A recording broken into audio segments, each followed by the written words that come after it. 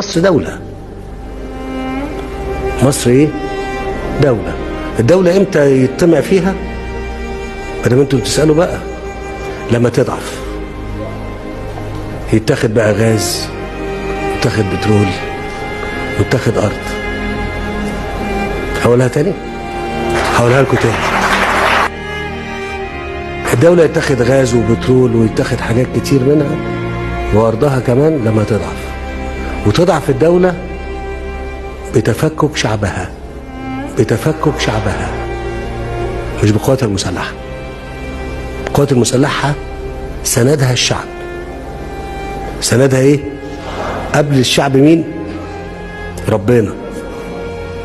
لكن احنا بنتكلم على الاسباب اللي ربنا قال لنا خلي بالكم منها.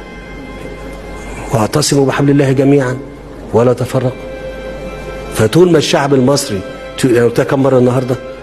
شوفوا، اسمعوا كلام كتير من ده وما تتوقفوش قدامه.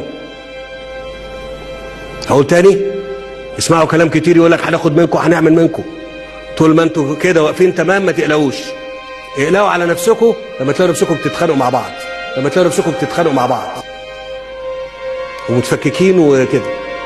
هو دي اذا كان ليا توصيه وفي ليا طلب من المصريين، هو ده الطلب، ما غيرتوش من يوم ما اتكلمت معاكم.